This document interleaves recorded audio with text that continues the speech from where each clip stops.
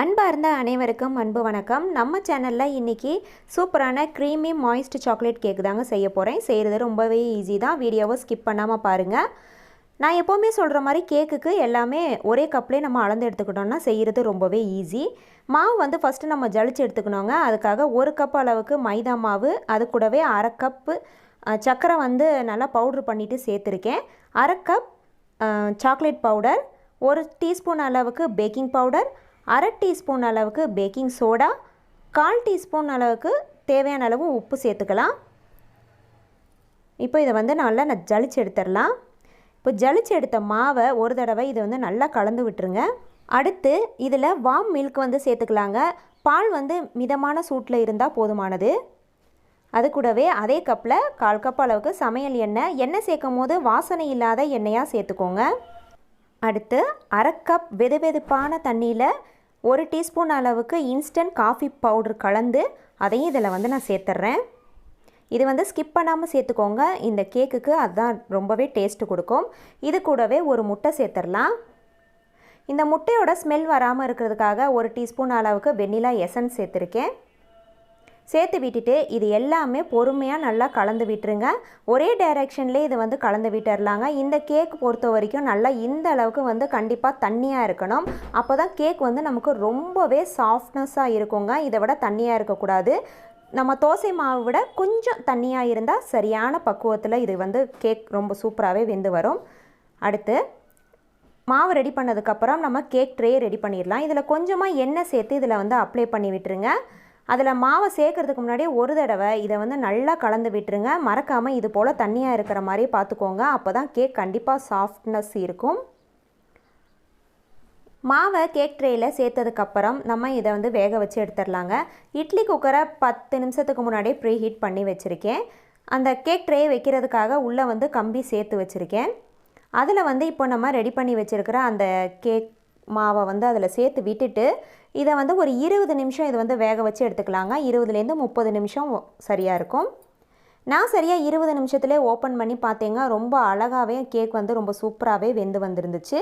நல்ல டார்க் கலர்லேயும் ரொம்ப அழகாகவே இருக்குது இல்லையா? இந்த மாதிரி ஒரு டூத் பிக் வச்சு குத்தி பாருங்கள். சென்டரில் வச்சு குத்தி பார்க்கும் போது அந்த டூத் பிக்கில் வந்து எதுவுமே ஒட்டாமல் வந்துருச்சுன்னா கேக் ரொம்ப அருமையாகவே வெந்து வந்துருச்சுங்க. ஒருவேளை உங்களுக்கு வேகலைன்னா கூடுதலாக ஒரு 5 நிமிஷம் வேக வச்சு எடுத்துக்கலாம். இப்போ இந்த கேக் வந்து வெளியில் எடுத்து நல்லா ஆற விட்டுருங்க. இதுக்கு இடையில் நம்ம வந்து இதுக்கு ஒரு க்ரீம் வந்து ரெடி பண்ணிடலாம். ஒரு பாத்திரத்தில் 3 முட்டை வந்து நான் சேர்த்துக்கிறேன். அது வந்து நம்ம மஞ்சக்கரு நமக்கு வந்து தேவை கிடையாதுங்க. அதனால் நான் ஜல்லிக்கரண்டியில் முட்டையை வந்து உடச்சிட்டு சேர்த்தோன்னா அந்த மஞ்சக்கரு வந்து நமக்கு தனியாகவே நின்றும். இது போல் வந்து நான் 3 முட்டை இன்றைக்கி வந்து நான் எடுத்துக்க போகிறேன். மஞ்சள் வந்து நமக்கு தேவையில்லைங்க. இதை தனியாக எடுத்து வச்சுருங்க. அந்த முட்டையோட வெள்ளை கருவில் 1/2 கப் அளவுக்கு சர்க்கரை சேர்த்துருக்கேன். சர்க்கரையை சேர்த்து விட்டுட்டு இதை ஒரு தடவை இதை வந்து நல்லா கலந்து விட்டுருங்க. முட்டையோட ஸ்மெல் வராமல் இருக்கிறதுக்காக கொஞ்சமாக நான் வெண்ணிலா எசன்ஸ் சேர்த்துக்கிறேங்க. சேர்த்து விட்டுட்டு இதுவும் ஒரு தடவை நல்லா கலந்து விட்டுடலாம். கலந்து விட்டதுக்கப்புறம் ஒரு கடாயில் வந்து தண்ணி ஹீட் பண்ணிவிட்டு அடுப்பை வந்து சுத்தமாக சிம் பண்ணிடுங்க. ரொம்ப நமக்கு ஹை ஃப்ளேமில் இருக்கக்கூடாது. அப்புறம் வந்து நமக்கு முட்டை வந்து அது வெந்துடும். இதில் நம்ம கலந்து வச்சுருக்கிற அந்த முட்டையை வந்து அந்த பாத்திரத்தோடு அதில் சேர்த்து விட்டுட்டு ஒரு 10 நிமிஷத்துக்குள்ளாரே வந்து நல்லா கிளறி கொடுத்துக்கிட்டே இருந்தீங்கன்னா இது போல் வந்து நல்லா ஒரு திக்னஸாக இருக்கக்கூடிய அந்த ஒரு கம்பி பதம் வந்து நமக்கு வந்து கிடைக்கும். இந்த ஸ்டேஜில் அடுப்பை ஆஃப் பண்ணிவிட்டு இது வெளியில் எடுத்து நல்லா ஆற வச்சுருங்க. நான் இன்றைக்கி இந்த க்ரீம் செய்கிறதுக்கு ஹேண்ட் பிளெண்டர் தாங்க யூஸ் பண்ணியிருக்கேன். ஹேண்ட் பிளெண்டரில் குறைஞ்சது ஒரு 20 நிமிஷம் நான் வந்து நல்லாவே பிளெண்ட் பண்ணி கொடுத்துருக்கேங்க. இது வந்து கொஞ்சம் நமக்கு அந்த தண்ணி டைப்பில் தான் வந்து நமக்கு க்ரீம் வந்து கிடைக்கும். இதே எலக்ட்ரிக் பிளெண்டரில் நம்ம பண்ணும்போது நமக்கு நல்லாவே அந்த க்ரீம் வந்து நல்லா பொங்கி வரும். இப்போது இந்த அளவுக்கு எனக்கு வந்து இதில் வந்து க்ரீம் வந்து கிடச்சிருக்கு. அடுத்து நம்ம கேக்கில் க்ரீம் அப்ளை பண்ண ஆரம்பிச்சிடலாங்க. அப்போ கேக் வந்து நல்லாவே ஆறி வந்துருச்சு. ஓரங்களில் கத்தியை விட்டு இந்த மாதிரி கீறி விட்டுருங்க. இதை வந்து இன்னொரு பிளேட்டுக்கு நம்ம மாற்றிக்கலாம். லேசாக மாற்றி விட்டுட்டு திருப்பி விட்டுட்டு லேசாக தட்டி விட்டோம்னா ரொம்ப அழகாகவே அந்த கேக் வந்துடும். இதை வந்து 2 பகுதியாக நான் வந்து கட் பண்ணி எடுத்துக்க போகிறேன். இது போல் சென்டரில் கத்தியை வச்சு நல்லா கட் பண்ணி எடுத்துருங்க.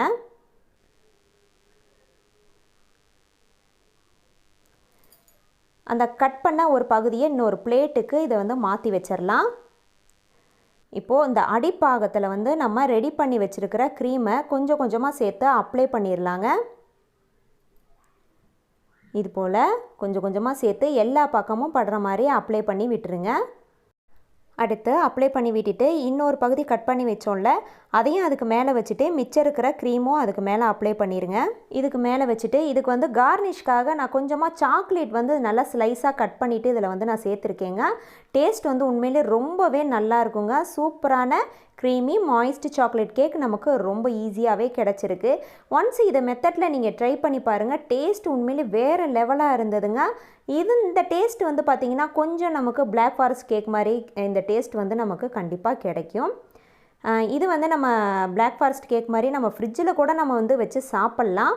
நான் வந்து ஃப்ரிட்ஜிலலாம் வைக்கலைங்க, அப்படியே டைரெக்டாக தான் நான் வந்து இப்போ நான் கேக் கட் பண்ணிவிட்டு நான் அதை நான் சாப்பிட போகிறேன். இந்த கேக்குக்கு மேலே நம்ம அந்த சாக்லேட் வந்து நம்ம ஸ்லைஸ் பண்ணி சேர்த்துருக்கோம் இல்லையா, இது வந்து சூப்பரான ஒரு ரிச் லுக்கு வந்து நமக்கு வந்து கிடைக்குங்க.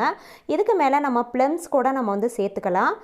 இந்த கேக் கட் பண்ணும் போதே பாருங்கள் எந்த அளவுக்கு நல்லாவே சாஃப்ட்னஸாக இருக்குன்னு, ரொம்பவே ஸ்வீட்னஸாகவும் இருக்குங்க.